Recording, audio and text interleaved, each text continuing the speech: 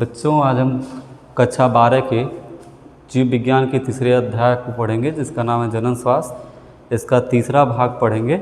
इसके पहले के 2 भाग जो है चैनल पे उसके वीडियो अपलोडेड हैं। अगर आप लोगों ने नहीं देखे हैं तो उसका लिंक जो है इस वीडियो के डिस्क्रिप्शन में दिया हुआ है, वहाँ से आप लोग जाके देख सकते हैं। तो इसके पिछले भाग में हम लोगों ने पढ़ा था गर्भ निरोधक साधनों के बारे में कि किस किस तरह के होते हैं और क्या क्या कैसे उनको उनका इस्तेमाल किया जाता है, तो इस चीज़ के बारे में पढ़ा था।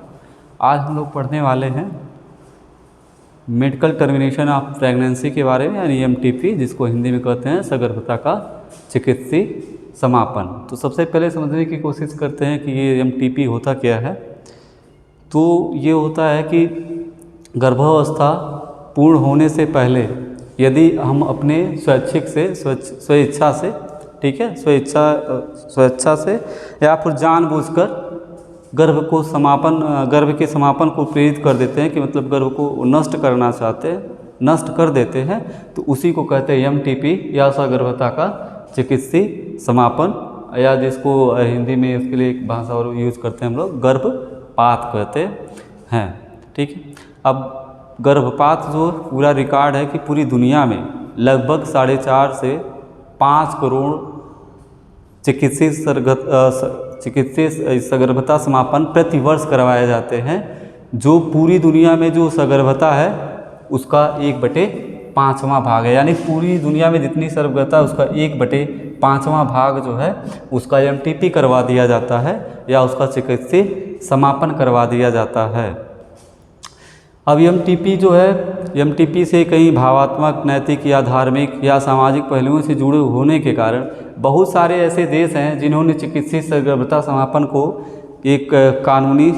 बना दिया है या एक स्वीकृति प्रदान कर दी है। इसके लिए अलग अलग देशों में अलग अलग नियम कानून बनाए गए हैं जो इसको रेगुलेट करते हैं। कहीं कहीं पे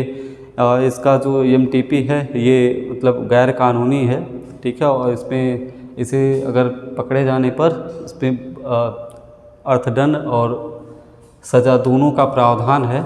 तो इस पर हम लोग जो भारत सरकार है इसका दुरुपयोग चूँकि बहुत ज़्यादा है, तो इसको रोकने के लिए 1971 में सगर्भता या चिकित्सीय MTP एक एक्ट आया, ठीक है, और जिसमें ये कहा गया कि ये जो चिकित्सीय सगर्भता है, ठीक है, ये गैर कानूनी है। तो इसको कानूनी रूप से इसके समापन को कानूनी स्वीकृति प्रदान कर दी गई, और इसके कारण जो बहुत सारे जो प्रतिबंध थे, मतलब अंधाधुंध होते थे, जिसके कई रीजंस थे कि बहुत सारे MTP करवा दिए जाते थे, वो चाहे मादा भ्रूण हत्या को रोकने के लिए, मादा भ्रूण हत्या को बढ़ावा देने के लिए, या फिर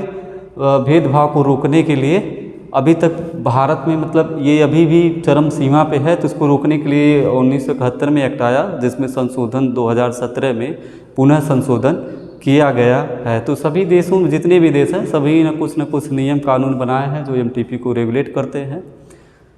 अब हम लोग पढ़ते हैं चिकित्सीय सगर्भता के समापन के कारण क्या है, MTP के रीज़न है क्यों लोग करवाते हैं। तो इसका सबसे पहला जो रीज़न है वो होता है अनचाही सगर्भताएँ जो होती हैं उनसे मुक्ति पाना। कि बहुत सारी स्थितियों में ऐसा हो जाता है कि प्लानिंग नहीं होती है और समय पे अगर गर्भधारण हो जाता है तो जो दंपति है उसका MTP करवाना चाहते हैं, या फिर बहुत सारे जैसे रेप के केसेस में हो गया कि अगर वहाँ पे सगर्भता की स्थिति उत्पन्न हुई तो वहाँ पर भी MTP कराना आवश्यक होता है। तो ये पहला इसका कारण है कि अनचाही जो भी सगर्भता है उनसे मुक्ति पाने के लिए MTP करवाया जाता है। दूसरा इसका मेन जो रीज़न है कि अगर कहीं पे ऐसी स्थिति है कि सगर्भता अगर रहे, तो वहाँ पे अगर कहीं ऐसी स्थिति है कि जहाँ पे भ्रूण और माता दोनों के लिए अथवा किसी एक के लिए, चाहे वो माँ के लिए या भ्रूण के लिए, अगर हानिकारक है या घातक है तो उस स्थिति में भी MTP करवा दिया जाता है, ताकि जो भी चाहे माँ हो या भ्रूण हो, अगर माँ को खतरा है तब भी करवाया जाता है, या अगर भ्रूण को खतरा है तो भी करवाया जाता है सामान्यतः। तो इस स्थिति में भी MTP करवाया जाता है। और ये जो MTP है इसका जो सूटेबल टाइम है, मतलब MTP करवाने का या फिर सगर्भता का चिकित्सीय समापन करवाने का, वो है पहली तिमाही, यानी 12 सप्ताह के अंदर के समय में अगर MTP करवाया जाता है तो ये सुरक्षित माना जाता है। और इसके बाद जो MTP है वो बहुत ही संकटपूर्ण और घातक, कभी कभी मतलब जानलेवा भी साबित हो सकता है। तो एमटीपी का जो टाइम है एमटीपी करवाने का वो है पहली तिमाही यानी 12 सप्ताह के अंदर ही, पहली तिमाही मतलब 3 महीने के, सगर्भता के 3 महीने के अंदर अगर एमटीपी करवाया जाता है तो काफ़ी सुरक्षित माना जाता है। और अगर इसके बाद करवाया जाता है तो ये जानलेवा भी साबित हो सकता है या फिर बहुत खतरनाक साबित हो सकता है। तो एमटीपी का वो था। फिर चिकित्सीय जो सगर्भता समापन है इसके दुरुपयोग कहाँ किए जाते हैं एमटीपी का। तो पहला जो इसका दुरुपयोग किया जाता है कि जो बहुत सारे ऐसे अकुशल नीम हकीम हैं जो एमटीपी यानी चिकित्सीय समापन गर्भ का करवा देते हैं, हालांकि वो जो है एक्सपर्ट नहीं होते करवाने में, फिर उनके द्वारा भी करवा दिया जाता है। और जो लोग हैं वो मतलब कहीं ना कहीं ऐसा होता है कि नहीं सस्ते के अभाव में करवा देते हैं, जिससे क्या होता है कि जो माता है उसको कभी कभी ये हो सकता है कि कभी कभी वो जानलेवा भी साबित हो सकता है। तो इसका बहुत सारा दुरुपयोग यहाँ पे चल रहा है कि बहुत सारे अकुशल नीम हकीम बैठ गए हैं जो एमटीपी करवा देते हैं और उनके द्वारा जो किया गया एमटीपी है वो काफ़ी घातकपूर्ण होता है या फिर हम लोग कह सकते हैं कि वो जानलेवा भी हो सकता है। दूसरा इसका जो दुरुपयोग है वो शिशु के लिंग निर्धारण के लिए किया जाता है। उल्बेधन, शिशु के लिंग निर्धारण के लिए जो तकनीकी है जिसके बारे में हमने पढ़ा था, उल्बेधन या अम्नियोसेंटेसिस, तो ये इसका लिंग जानने के लिए भी कभी कभी ये एमटीपी जो है कि अगर पता चल गया कि नहीं भ्रूण में अगर मादा है तो भी उसका एमटीपी करवा दिया जाता है। तो ये भी उसका एमटीपी का एक बहुत बड़ा दुरुपयोग है। नेक्स्ट हम लोग पढ़ते हैं कि यौन संचारित संक्रमण या सेक्सुअली ट्रांसमिटेड इन्फेक्शन, जिसको एसटीआई शॉर्टकट में कहते हैं। तो ये क्या होते हैं कि यौन संचारित संक्रमण, तो कोई भी संक्रमण या कोई भी बीमारी है जो यौन संबंधों के द्वारा अगर स्थानांतरित होती है या लोगों में फैलती है तो उसको यौन संचारित संक्रमण कहा जाता है, या फिर उसको रजित रोग जिसको इंग्लिश में वल्नरेबल डिजीजेस या फिर शॉर्टकट में बीडी या अथवा उसको जनन मार्ग संक्रमण भी कहा जाता है, रिप्रोडक्टिव ट्रैक्ट इन्फेक्शन या आरटीआई भी कहा जाता है। तो वे कोई भी रोग हो अगर वो मैथुन क्रिया के द्वारा उसका संक्रमण फैल रहा है लोगों में तो उसको कहा जाएगा यौन संचारित संक्रमण या फिर एसटीआई शॉर्टकट में उसको कहते हैं। अगर उदाहरण की बात करें हम लोग कि यौन संचारित रोगों की बात करें तो इसमें सबसे पहला सुजाक जिसको इंग्लिश में गोनोरिया कहते हैं, ये एक यौन संचारित संक्रमण है। दूसरा सिफिलिस है, ये भी एक यौन संचारित संक्रमण है। हर्पिस है, ये भी यौन संचारित संक्रमण है। फिर जननिक परिसर पे या जिसको जेनाइटल हर्पिस कहते हैं, तो जो जनन अंग है उसकी एक ये बीमारी है, तो ये भी एक यौन संचारित संक्रमण के अंतर्गत आती है। और फिर क्लैमाइडियमता होती है जो क्लैमाइडोमोनास के कारण होती है, ये भी यौन संचारित संक्रमण में आता है। इसके बाद आता है ट्राइकोमोनस्ता जो कि ट्राइकोमोनास से होता है, जो कि एक प्रोटोजोवन है, तो ये भी यौन संचारित संक्रमण है जो यौन संबंधों के द्वारा फैलता है। नेक्स्ट है लैंगिक मत्स्य, ये भी एक तरह का संक्रमण है, ठीक है, जो यौन संबंधों के द्वारा फैलता है। और अगला है यकृत शोथ बी या जिसको हेपेटाइटिस बी इंग्लिश में कहते हैं, ये भी एक यौन संचारित संक्रमण है। और अगला है एचआईवी या एड्स जिसको कहते हैं सबसे खतरनाक यौन संचारित संक्रमण। अगर हम लोग बात करें तो सबसे खतरनाक होता है एचआईवी या फिर इस बीमारी का नाम है एड्स, इस बीमारी का नाम है, और एचआईवी उस वायरस का नाम है जिसकी वजह से ये होता है। तो अगर ये जो यौन संचारित संक्रमण है तो इनमें से ज़्यादातर जो संक्रमण है जिसमें से जो घातक संक्रमण है जैसे अभी हेपेटाइटिस बी हो गया या फिर एचआईवी हो गया, इन संक्रमणों के जो कारण है वो पहला रीज़न ये है कि अगर एक कोई संक्रमित व्यक्ति था, ठीक है, संक्रमित व्यक्ति था, अगर उसको कोई उसके साथ अगर इंजेक्शन जो है अगर उसको साझा किया जाता है तो ये हो सकता है एचआईवी या फिर यकृत शोथ भी ये फैल सकता है। कि मतलब जैसे हो गया कि कोई आदमी है जिसको पहले से वो बीमारी है और उसमें वो इंजेक्शन यूज किया गया, फिर कोई स्वस्थ आदमी गया और उसके ऊपर भी अगर वही इंजेक्शन यूज किया जाता है तो यकृत शोथ भी या एचआईवी ये संक्रमण इसका हो सकता है। दूसरा जो है वो शल्य क्रिया औजारों या संदूषित रक्ताधान से है, कि मतलब जो भी ऑपरेशन जो करवाए जाते हैं या जो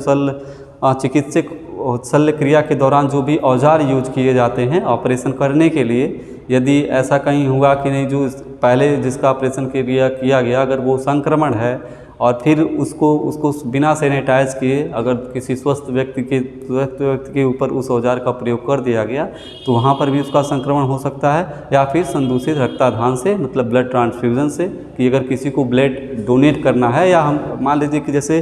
किसी को अगर ब्लड चढ़वाना है तो सबसे पहले ब्लड की ये टेस्ट होना ज़रूरी है कि ब्लड में कोई संक्रामक कोई जीवाणु या विषाणु तो नहीं है। तो ये चेक करवाना बहुत ज़रूरी है, क्योंकि यहाँ से भी HIV या यकृत शोथ बी का संक्रमण फैल सकता है। अगला जो है वो संक्रमित माता, अगर कोई माता है जिसको ये बीमारी जो HIV हो गई या हेपेटाइटिस बी है, अगर उसको है तो वो उसके होने वाले शिशु में भी आसानी से संचारित हो सकता है। तो जितने भी ये यौन संचारित संक्रमण हैं, इनको अगर प्रारंभिक जब इनकी अवस्था शुरू होती है, अगर उस अवस्था में अगर इनको पहचान लिया जाए और उचित ढंग से इनका इलाज कराया जाए तो कुछ बीमारियों को छोड़कर, जैसे हेपेटाइटिस बी है, जननिक परिसर्प या जेनाइटल हर्पिस है, या फिर HIV है, तो इन बीमारियों को छोड़कर जितने भी यौन संचारित संक्रमण हैं इनका इलाज संभव है, ये उपचार योग्य है। अगर सही से टाइम से इनका पता चल जाता है तो इनको दवाओं के माध्यम से उपचारित किया जा सकता है। बस इसमें से 3 ऐसी बीमारियां हैं जिनका जो आप लोग स्क्रीन पे देख रहे होंगे, यकृत शोथ बी, जेनेटिक हर्पिस और ये HIV, ये तीनों ऐसी बीमारियां हैं जिनका अगर जिसको मतलब HIV अगर हो गया तो उसको पूरी तरह से उपचारित करने की अभी तक कोई दवा नहीं बनी है, इस पर काम चल रहा है। ठीक है। और फिर ये जो STI होते हैं या जो यौन संचारित संक्रमण है, इनके प्रारंभिक लक्षण क्या होते हैं कि अगर किसी व्यक्ति को हो गया तो प्रारंभिक लक्षणों में कैसे पता चलेगा कि नहीं ये यौन संचारित रोग है या फिर कोई अन्य रोग है। तो उसके कुछ प्रारंभिक लक्षण होते हैं जिससे पता लगाया जा सकता है कि ये जो बीमारी है ये यौन संचारित संक्रमण है या फिर कोई और बीमारी है। तो इसका जो पहला लक्षण है वो जो जननिक क्षेत्र है उसमें जलन या खुजली का होना। तो जो भी जननिक क्षेत्र है, श्रोण क्षेत्र में जो भी नर और मादा के जो भी जननिक क्षेत्र हैं उसमें पहला इसका ये लक्षण है कि उसमें खुजली होना या इन्फ्लेमेशन होना शुरू हो जाता है। दूसरा जो इसका लक्षण है तरल स्राव आना, जो भी जननिक अंग है, ठीक है, जो भी जननिक अंग है वहाँ से लिक्विड निकलने लगता है, वो भी एक यौन संचारित संक्रमण का संकेत देता है। अगला जो लक्षण है वो हल्का दर्द, जो भी जननांग है उसमें हल्का दर्द हो सकता है या फिर उनमें सूजन भी हो सकती है। तो ये जो STI के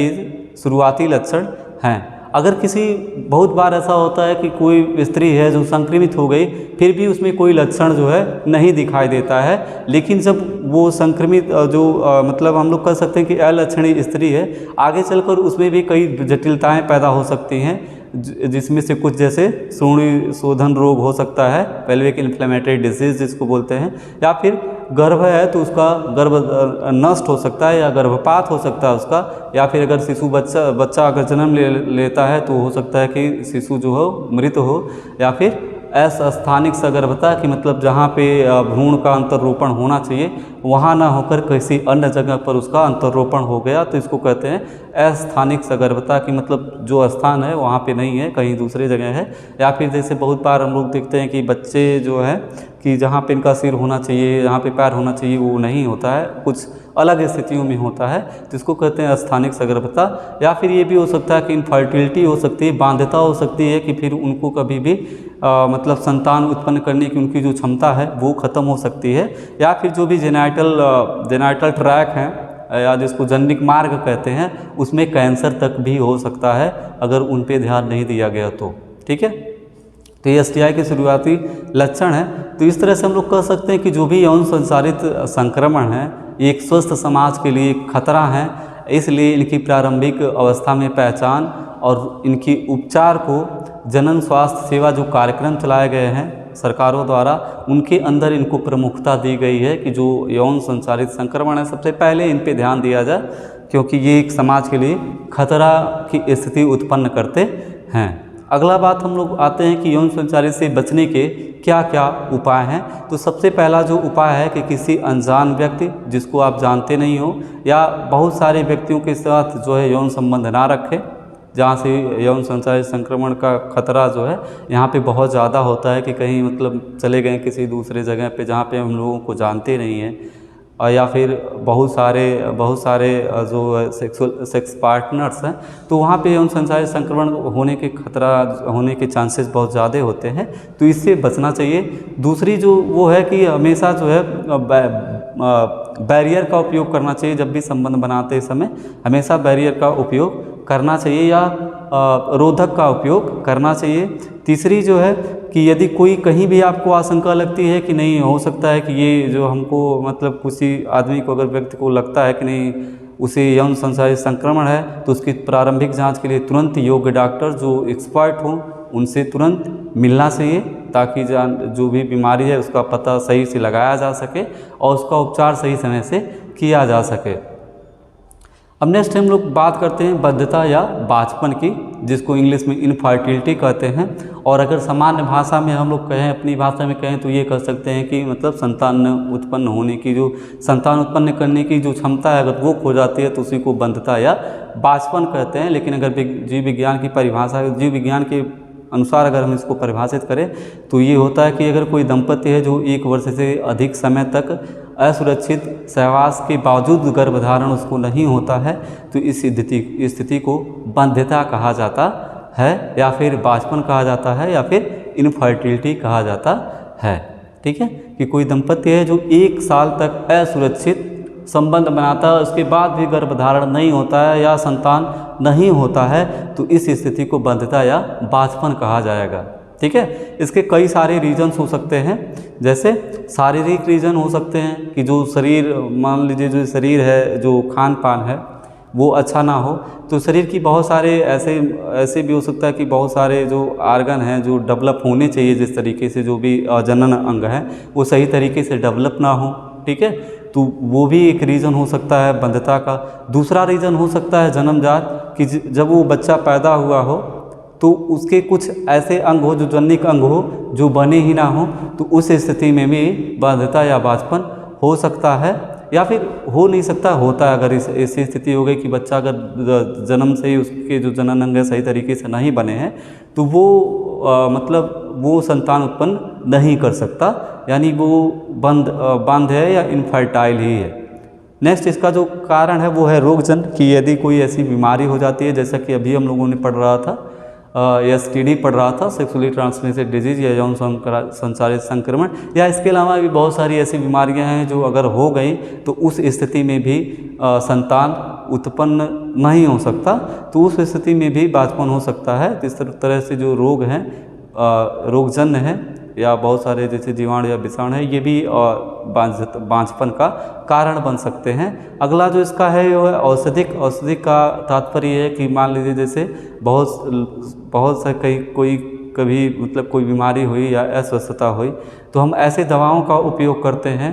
ऐसी दवाओं का उपयोग कर रहे हैं जो क्या कर रहे हैं, जनन अंग को प्रभावित कर रहे हैं और जो संतान उत्पत्ति नहीं होने देते हैं, तो वो भी एक रीज़न हो सकता है बंध्यता या फिर बांझपन का। अगला जो इसका रीजन है वो है प्रतिरक्षात्मक, की जो हमारा प्रतिरक्षा तंत्र है जो रोगों से रक्षा करता है। कभी कभी ये होता है कि ये ओवर एक्टिव हो जाता है, बहुत ज़्यादा एक्टिव हो जाता है, और उस स्थिति में जो भी चीज़ें हैं, हमारे प्रतिरक्षा तंत्र का काम है कि बाहर पर्यावरण की जो भी चीज़ हमारे शरीर में प्रवेश करती है और उसके खिलाफ ये लोग एंटीबॉडी, मतलब जिसको कहते हैं एंटीबॉडी बनाते हैं और उसको नष्ट कर देते हैं। तो कभी कभी ये होता है कि जैसे मादा है तो जो स्पर्म है वो चूँकि शरीर के बाहर का होता है, तो कभी कभी उसका प्रतिरक्षा तंत्र ये काम करता है कि उसको स्पर्म को ही नष्ट कर देता है, तो उस स्थिति में भी बांध्यता या फिर बांझपन हो सकता है। अगला जो इसका कारण है वो मनोवैज्ञानिक, साइकोलॉजिकल, कि कहीं दिमाग पे ऐसा कुछ दिमागी तौर पर कोई तैयार नहीं है,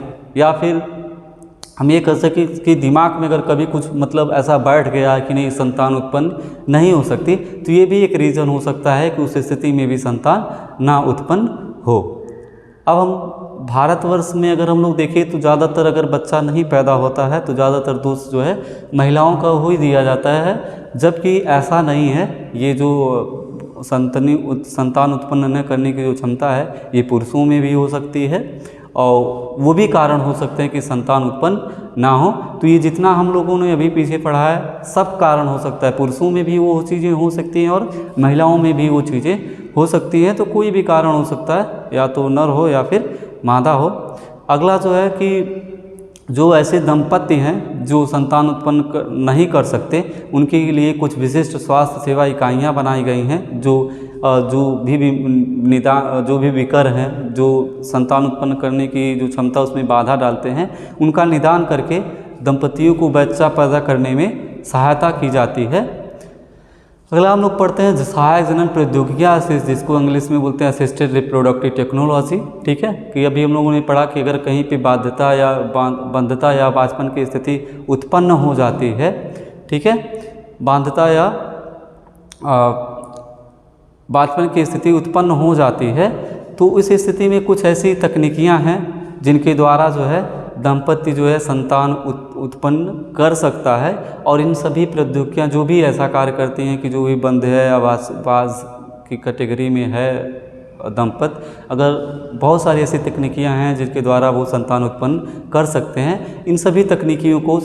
सामान्यतः सहायक जनन प्रौद्योगिकियों के रूप में जाना जाता है, या असिस्टेड रिप्रोडक्टिव टेक्नोलॉजी, या जिसको शॉर्टकट में ART के नाम से जाना जाता है। इसमें जो पहली तकनीकी है वो है पात्रीय निषेचन, या जिसको इंग्लिश में कहते हैं इन वाइट्रो फर्टिलाइजेशन, या फिर शॉर्टकट में कहते हैं IVF, जिसके सेंटर जो है अब जो माने जाने शहर है वहाँ पे खुले हुए हैं। इसमें क्या किया जाता है कि शरीर के अंदर जिस तरह का वातावरण होता है उसी तरह का वातावरण शरीर के बाहर बना करके जो शुक्राणु है या जो अंडाणु है इनका संयम करा के निषेचन करवाया जाता है।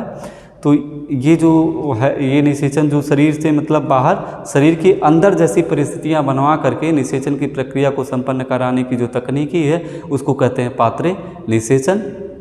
अब निषेचन के फलस्वरूप जो युग्मनज बना, ठीक है, अगली जो तकनीकी है वो है युग्मनज अंतर्डिंब वाहिनी स्थानांतरण, या जिसको इंग्लिश में कहते हैं जाइगोट इंट्राफैलोपियन ट्रांसफ़र, या शॉर्टकट में जिफ्ट इसको बोलते हैं। तो इसमें क्या होता है कि जो पात्रीय निषेचन के फलस्वरूप जो युग्मनज बना है, ठीक है, युग्मनज बना है, उसके युग्मनज है जब वो 8 ब्लास्टोम ईयर का हो जाता है तो उसको फैलोपियन नलिका में, जहाँ पे फैलोपियन नलिका जहाँ पे निषेचन होना होता है वहाँ पे स्थानांतरित कर दिया जाता है, और फिर वो जो है उस स्त्री को गर्भधारण हो जाता है। अगली जो तकनीकी है वो है इंट्रायूटेराइन ट्रांसफ़र, या जिसको शॉर्टकट में कहते हैं IUT। ठीक है, इसमें क्या किया जाता है कि अभी पिछले वाले हम लोग पढ़ा कि जब 8 ब्लास्टोम ईयर मतलब 8 कोशिका का अगर युग्मनज हो जाएगा तब ले जाकर उसको फैलोपियन ट्यूब में छोड़ा जाता है। लेकिन इंट्रायूटेराइन ट्रांसफ़र में जब युग्मनज को मादा शरीर के अंदर प्रवेश करवाया जाता है तो ये 8 कोशिकाओं से अधिक का होता है।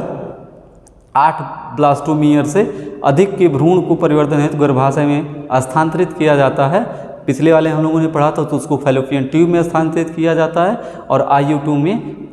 में गर्भाशय में स्थानांतरित किया जाता है। बस दोनों में अंतर ये है कि जो उसमें जिफ्ट में हो रहा था वो 8 कोशिका से पहले यानी 8 ब्लास्टोम ईयर तक के भ्रूण को तक के युग्मनज को स्थानांतरित किया जाता है, जबकि IUT में 8 ब्लास्टोम ईयर से अधिक भ्रूण को जो है स्थानांतरित गर्भाशय में किया जाता है। तो ये एक तकनीक है। अगली जो तकनीक है वो है जीवन निषेचन, या जिसको बोलते हैं इन विवो फर्टिलाइजेशन, या शॉर्टकट में बोलते हैं इसको IVF।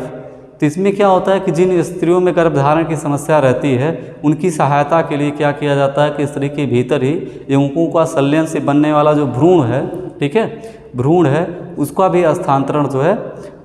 स्थानांतरण के लिए उसका भी प्रयोग किया जा सकता है कि मतलब कोई दूसरी महिला हो जिसमें गर्भधारण करने योग्य हो, तो जो महिला है उसमें निषेचन की प्रक्रिया करवा दी जाती है, युग्मनज को फिर दूसरी महिला में ट्रांसफ़र कर दिया जाता है, और उस तरह जो महिला मतलब बच्चे को जन्म देती है वो वास्तविकता में उस बच्चे की माँ नहीं होती है, वो केवल उस बच्चे के लिए एक वातावरण प्रदान करती है जिसमें बच्चे का वृद्धि और विकास संपन्न हो सके। और ऐसी माताओं को इंग्लिश में सरोगेट मदर कहा जाता है, जो वास्तविकता में उस बच्चे की माँ नहीं होती। किसी भी तकनीकी से ये प्रूव नहीं किया जा सकता कि वो बच्चा जो है उस माँ का है। वो बच्चा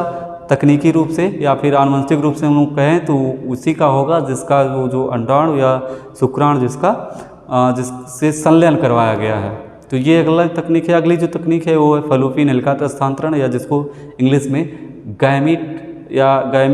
इंट्रा फैलोपियन ट्रांसफ़र, या इंग्लिश में जिसको गिफ्ट कहते हैं शॉर्टकट में। तो इस तकनीक में क्या किया जाता है कि ऐसे इसको इस स्थिति में अपनाया जाता है जहाँ पे स्त्रियाँ जो है अंडाणु उत्पन्न नहीं कर सकती, लेकिन वो निषेचन और भ्रूण के लिए एक उपयुक्त वातावरण मतलब दे सकती हैं। तो उनके लिए क्या किया जाता है कि किसी दाता मादा से अंडाणु लेकर उन स्त्रियों की फैलोपियन नलिका जो है उसमें स्थानांतरित कर दिया जाता है, और फिर उनका जब निषेचन हो जाता है तो फिर वो भ्रूण जो है सामान्यतः जिस तरह से एक सामान्य स्त्री में विकसित होता है उसी तरह वो उस माता में भी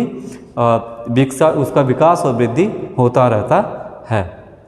अगला जो है वो है कोशिकीय शुक्राणु निक्षेपण, इंट्रासाइटोप्लाज्मिक स्पर्म इंजेक्शन इसको कहा जाता है। इसमें क्या किया जाता है कि जो भी शुक्राणु है, अगर शुक्राणु जो है वो अंडाणु तक पहुंचने में सक्षम नहीं होता है, या फिर ये कह सकते हैं कि बहुत सारे ऐसे भी पुरुष हैं जिनमें क्या होता है शुक्राणु की मात्रा उतनी ज़्यादा नहीं होती है कि वो निषेचन कर सके, तो इस स्थिति में क्या किया जाता है कि शुक्राणु को सीधे ही अंडाणु के अंदर इंजेक्शन के थ्रू डाल दिया जाता है और वहाँ पे निषेचन हो जाती है, और आगे की जो भी परिवर्धन या जो भी वृद्धि विकास है वो सामान्य रूप से जिस तरह से चल रही होती है उसी तरह से चलती है। तो इसको कहते हैं कोशिकीय शुक्राणु निक्षेपण या इंट्रासाइटोप्लाज्मिक स्पर्म इंजेक्शन। अगली जो तकनीकी है वो है कृत्रिम वीर्य सेचन। इस तकनीक का उपयोग तब किया जाता है जिसको आर्टिफिशियल इंसेमिनेशन बोलते हैं या AI कहते हैं। इस तकनीक का उपयोग तब किया जाता है जैसा कि अभी हमने बताया कि जब कोई पुरुष हो, यदि उसमें जो पुरुष साथी हो उसमें उसके अंदर जो है पर्याप्त मात्रा में शुक्राणु ना बन रहे हों, या फिर अगर शुक्राणु बन रहे हों तो उन शुक्राणु में अगर कहीं गतिशीलता उतनी नहीं हो कि वो निषेचन कर सके, तो इस स्थिति में क्या किया जाता है कि जो भी सीमेन है उसको सीधे का सीधे क्या किया जाता, सीधे का सीधे जो स्त्री का जो वो फैलोपियन ट्यूब है उसमें सीधे का सीधे जो है इंजेक्शन के थ्रू डाल दिया जाता है, और इसको कहते हैं कृत्रिम वीर्य सेचन। तो बस ये चैप्टर जो है यहीं पे ख़त्म होता है। ये जो कृत्रिम वीर्य सेचन हम लोग पढ़ रहे थे इसको गर्भाशय अंतःगर्भाशय वीर्य सेचन भी कहा जाता है। तो ये चैप्टर यहीं पे ख़त्म होता है। अगले वीडियो में मिलते हैं हम लोग अपने अगले चैप्टर के साथ।